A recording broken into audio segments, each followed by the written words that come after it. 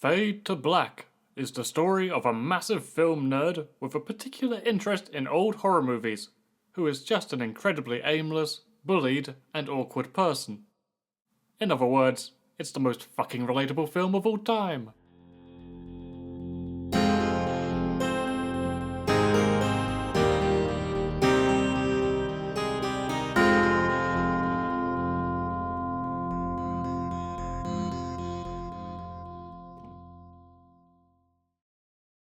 Dennis Christopher plays our anti-hero Eric Binford. Binford by name, Binford by nature, as his cramped dwelling is completely clogged up with hoarded film memorabilia trash. His enjoyment of cinema has transcended passion and become a full-blown addiction. While Ewan McGregor writhes in his sweaty bed, begging for just one more hit of heroin, Binford would be screaming for one more dose of Dracula. All of his reference points in life come from cinema, and he talks in quotes. So, when he comes across a woman who styles themselves after the beauty queen of classic Hollywood, Marilyn Monroe, it is no wonder that his world turns upside down.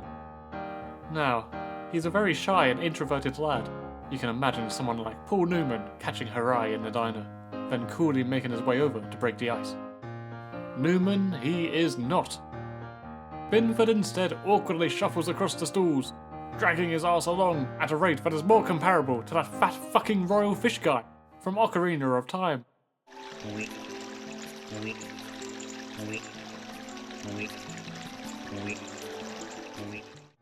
Well, the fat fish shuffle pays off, somehow, and he scores a date with the fake Monroe.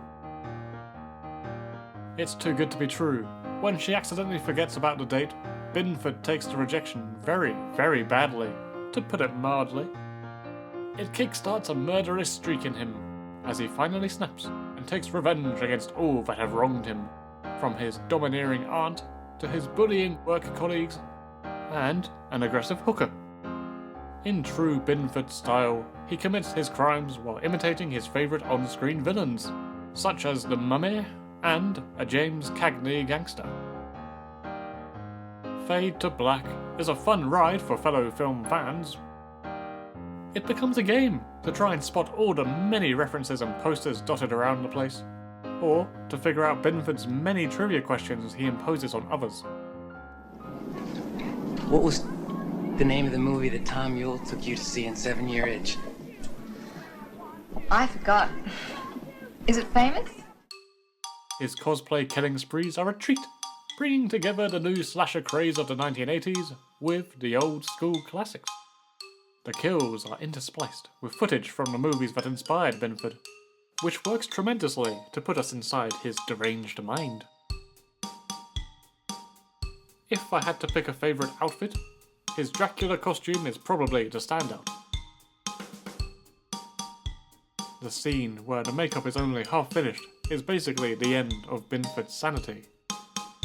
Once the transformation is completed, there is no going back.